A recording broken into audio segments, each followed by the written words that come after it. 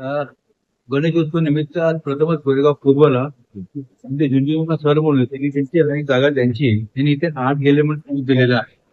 जागा छोटी आहे, पण हे खूप छान त्यांनी मांडणी केलेली आहे. ते गणेशोत्सव निमित्त त्यांनी आज इथे कलाकारांना बोलवून गणेशजींची चित्र काढून ठेवलेले आहे. तिथे प्रदर्शन कक्ष आहे. अशा पद्धतीने ते सुरू केलेलं आहे. मग बरेच कलाकारांनी आपली कलाकारी प्रस्तुत केलेली आहे. तुम्ही बघता तिथे बरेचसे इथे चित्रकार चित्र काढलेले आहेत गणेशजींचे आणि ते एक महिन्याकरता इथे प्रदर्शन होणार आहे आणि ती विक्री होणार. प्रसन्न वाटलं.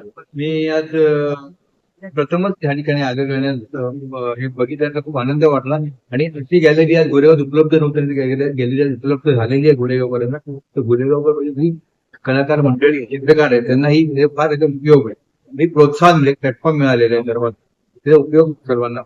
तर ह्याच्यात ही गोरेगावला झुंझुनवाला आर्ट गॅलरी इथे अतिशय उत्कृष्ट असं प्रदर्शन गणेश चित्रांचं खूपच अतिशय कलाकारांनी मेहनत घेतलेली आहे. खूप कलाकार रंगसंगती वगैरे ज्या आहेत त्याची सुबक मांडणी वेगवेगळ्या त्यांच्या ज्या कल्पना ज्या आहेत त्या त्यांनी इथे साकारलेल्या आहेत.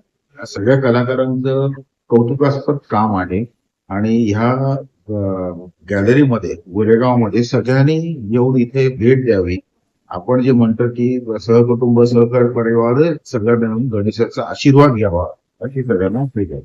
मी प्रयत्न केलेला आहे की लोकल आर्टिस्ट लोकांना एक प्लॅटफॉर्म मिळायला पाहिजे जे आपापली आर्ट डिस्प्ले करू शकतात. जुन्नर आर्ट गॅलरी त्या दिशेने पहिला पाऊल आहे आणि मोठा पाऊल आहे. पण माझी सगळ्यांना विनंती आहे की ते त्यांनी येऊन इथे आर्ट बघायला पाहिजे आणि गणपतीचा आशीर्वाद घ्यायला पाहिजे.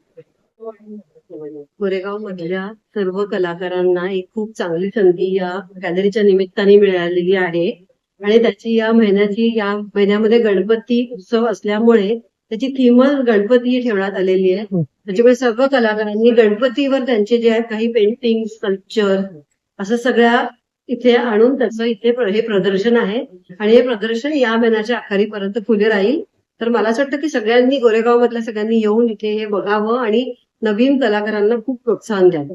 लोटलीकर म्हणून सिनियर आर्टिस्ट होते, आता ते आपल्यात नाही आहे. ते कॅन्सरनी वारले काही वर्षांपूर्वी, पण ते खूप मोठे आर्टिस्ट होते, कॅलिग्राफिस्ट पण होते आणि त्यांच्या पेंटिंग मध्ये ते दिसतंय आपल्याला त्यांनी कॅलिग्राफीचा उपयोग केलेला आणि ते कॅन्सरग्रस्त मुलांना पण शिकवायचे फ्री ऑफ कॉस्ट आणि खूप चॅरिटी करायचे. आणि पुण्याला जे मिलिटरी हॉस्पिटल आहे तिकडे जाऊन ते जे जखमी जवान होते पॅरालिटिक डोळे पांगळे झालेले अंथरुणातून उठता येत नव्हतं तर त्यांना पण ते फ्री ऑफ कॉस्ट कॅलिग्राफी आणि ते शिकवायची जेणेकरून त्या जवानांना पण खूप आनंद मिळायचा बसलेल्या ठिकाणी, कारण तिकडे कोणी त्यांना बघायला पण जायचं नाही हॉस्पिटलमध्ये. तर ह्याचा उद्देश असा आहे पेंटिंगचा की हे पेंटिंग विकून जे काही निधी गोळा होईल ती निधी कॅन्सरग्रस्त मुलांसाठी त्यांच्या ट्रीटमेंटसाठी जाणार आहे. आणि आम्ही इथे डोनेशन बॉक्स ठेवलेला आहे, तर त्या डोनेशन बॉक्स मध्ये जेवढा पण गोळा होईल ते सगळं अजित लोटलीकर चॅरिटी कॅन्सरग्रस्त मुलांसाठी त्याला जाईल. ह्याच्यातलं एक पेंटिंग आमच्या या गॅलरीत परमनंट त्यांची एक मेमरी म्हणून राहील.